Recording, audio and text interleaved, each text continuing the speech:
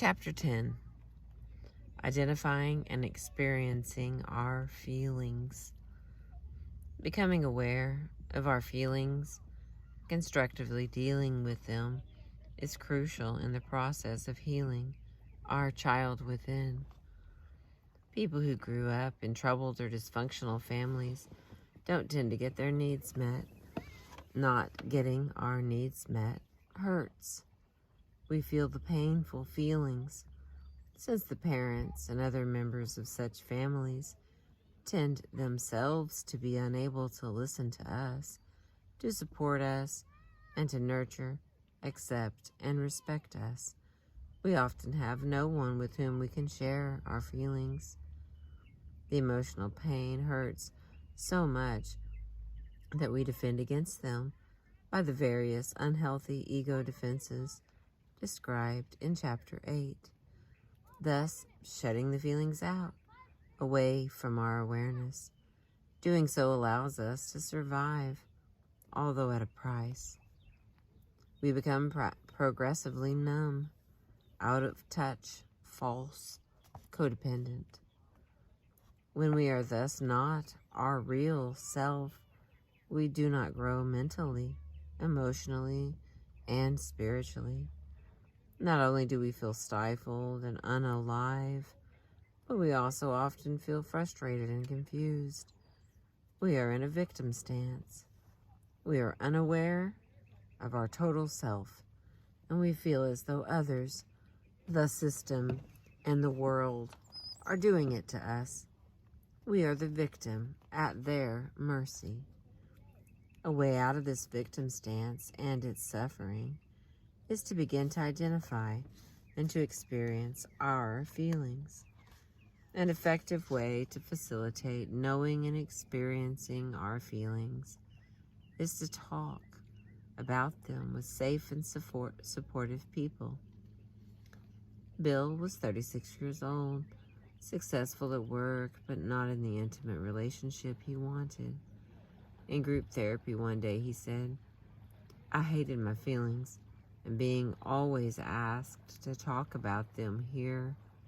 After 2 years in this group, I'm beginning to see how important they are, and I'm even beginning to enjoy them, even though some are painful. Basically, I feel more alive when I feel my feelings." There is no need for us to know everything about our feelings. All we need to know is that feelings are important, and that we each have all of them, and that it is healthy to begin to know them and to talk about them. Our feelings can be our friends. Properly handled, they will not betray us. We will not lose control, be overwhelmed, or engulfed as we fear. Our feelings are the way we perceive ourselves. They are our reaction to the world around us, the way we sense being alive. Viscott, 1976. Without awareness of our feelings, we have no real awareness of life. They summarize our experience and tell us if it feels good or bad. Feelings are our most helpful link in our relationship with ourselves, others, and the world around us. The spectrum of feelings. We have two basic kinds of feelings or emotions, joyful and painful. Joyful feelings make us feel a sense of strength, well-being, and completion. Painful feelings interfere with our sense of well-being, use up our energy, and can leave us feeling drained, empty, and alone. Yet even though they may be painful, they are telling us something, a message to ourselves that something important may be happening, something that may need our attention. Being aware of our feelings and feeling them in a natural flow as they occur spontaneously from minute to minute, day to day, gives us several advantages. Our feelings both warn us and assure us. They act as indicators or gauges of how we are doing at the moment and over a stretch of time. They give us a sense of mastery and aliveness. Our real self feels both joy and pain, and it expresses and shares them with appropriate others. However, our false or codependent self tends to push us to feel mostly painful feelings and to withhold and not share them. For simplicity, we can describe these joyful and painful feelings across a spectrum, starting with the most joyous, going through the most painful, and ending with confusion and numbness as follows. It seems that there's a diagram here, and the real self has everything. The codependent self only has numbness, emptiness, confusion, anger, shame and guilt, sadness, hurt, fear. So the real self includes having contentment, enthusiasm, compassion and empathy, joy, bliss, and unconditional love. Viewing our feelings in this way, we see that our real and true self, our child within, is empowered with a wider range of possibilities than we might have believed. The maintenance and growth of our child within is associated with that therapists and counselors call a strong ego, a flexible and creative ego that can roll with the punches of life. By contrast, the codependent self tends to be more limited, responding to mostly painful feelings or no feeling at all, numbness. Our codependent self tends to be associated with a weak ego, a less flexible, a more self-centered, negative, or egocentric, a more rigid one. To cover up the pain, we use relatively unhealthy ego defenses, which gives us fewer possibilities and choices in our lives.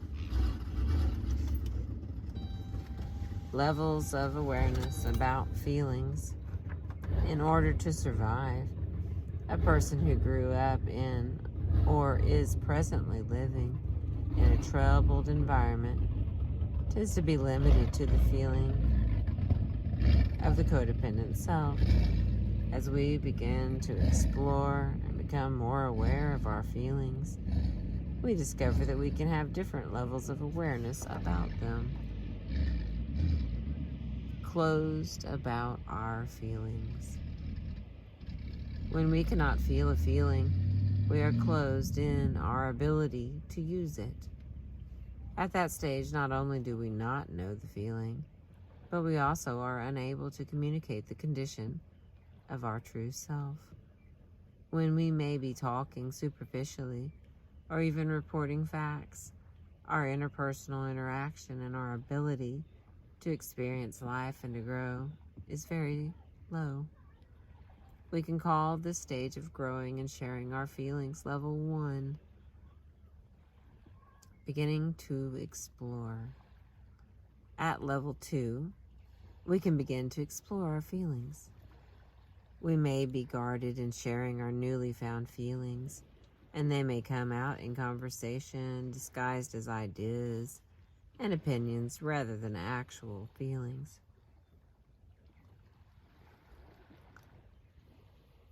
At this level, interactions with others and our ability to experience life, and grow remains low, but it is greater than where we were in level 1. While most people have feelings and would often like to express them, most of them do not do so, and thus live their lives in a low awareness and sharing of their feelings, limited to functioning in levels 1 and 2. This limited use of feelings is what the codependent self is accustomed to. Exploring and experiencing. As we begin to know our true self, we begin to explore and to experience our feelings at a deeper or a gut level. Here, we are able to tell others as feelings come up for us how we really feel. By doing so, we can have much interpersonal interaction with people who are important to us and can experience our life more. We thereby grow mentally, emotionally, and spiritually. When we reach this third level of our feelings, we are better able to experience intimacy with another. Sharing our feelings. However, sharing our feelings with another is like a two-edged sword. First, we may share them with someone who does not want to listen. They may themselves be functioning at levels 1 or 2 and be incapable of listening. Or they may appear to be listening, but are preoccupied with their own agenda, which is entirely different from ours. Or even more painful results could happen. We could share with someone who is not safe and supportive, and we might be rejected for sharing, and we may even be betrayed. The difficulty in sharing feelings is shown in Table 8. Levels of awareness and communication of feeling with guidelines for sharing, modified from Dreitland of 1984. I'll add it in the comments. Ken was a 34-year-old successful salesman who grew up in a family where his father and brother were actively alcoholic and his mother was a co-alcoholic. In his therapy group, he spoke of how he had recently set limits on his brothers attending a birthday celebration at Ken's house by asking his brother not to drink or use drugs at the occasion. When asked about how he felt about his brothers potentially disrupting the party, since that was his pattern in the past, he told the group that he felt fine about it. The group members asked him how he really felt, and again he said, "Well, fine, but I told you this today to get your feedback." The group continued to ask him how he really felt. Gradually, he realized that he had been blocking and suppressing feeling fear, anger, frustration, and confusion, and he told that to the group. Ken took advantage of being in a therapy group by using them as a mirror, asking them for their feedback. He had been in the group for 3 months at the time and was beginning to trust the group as being a safe and supportive place and a resource in which he could air his concerns and confusions. He used the group to help him to discover an important part of his true self. When we share our feelings, it is most appropriate to do so with safe and supportive people. Early in recovery, people who grew up in troubled or dysfunctional families may want so much to share that they get rejected, betrayed, or otherwise get into trouble by telling others indiscriminately about their feelings. They may find it difficult to learn that it is not appropriate to share feelings with everyone. How we decide who is safe and who is not. One way is by the technique of share, check, share by Gravitz and Bowden. When we have a feeling that we want to share but perhaps aren't sure of who is safe and who is not, we can share just a bit of our feeling with the selected people, and then we check their response. If they don't seem to listen, or if they try to judge us, or if they immediately try to give us advice, we may not wish to share any more feelings with them.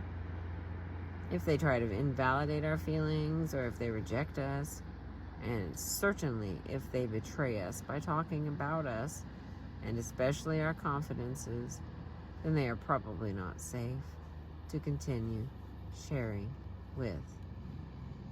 However, if they listen, are supportive, and do not react with the above responses, then it may be safe to continue sharing with them. Further clues for safe people are those who make eye contact with us, tend to appear sympathetic, and don't try to rush in and change our feelings. Over the long term, someone who is safe will be consistent in listening and supporting and will not betray or reject us. Places to practice sharing and checking are a therapy group, a self-help group with a counselor, a therapist, a sponsor, or a trusted friend or loved one. Spontaneous and observing. As we become more comfortable and able to trust our true self and others, we can begin selectively to disclose our feelings in a more complete way. As this kind of sharing continues and matures, we can observe our feelings more and more. Level 4. As we do so, we discover an empowering and healing principle. We are not our feelings. When our feelings are helpful and even crucial to our aliveness and our ability to know and enjoy ourselves and others, we can at the same time simply observe them. Here, we are at harmony with our feelings. They do not overtake us or rule us. We are not their victim. This level with our feelings is advanced. Transforming our feelings.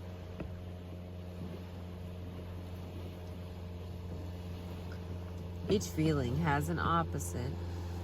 As we... It's an airplane. That's a new twist. As we become aware of each painful or negative feeling, and as we experience each and then let go of it, we can transform them into joyful feelings. This allows us to experience the gratitude from transforming pain into joy, curse into gift. Our feelings work in concert with our will and our intellect to help us live and grow. If we deny, distort, repress, or suppress them, we only block the flow to their natural conclusion. Blocked feelings can cause distress and illness. By contrast, when we are aware of experience, share, accept, and then let go of our feelings, we tend to be healthier and more able to experience the serenity or inner peace that is our natural condition. Taking time with our feelings is essential to our growth and happiness. The way out of a painful feeling is through it.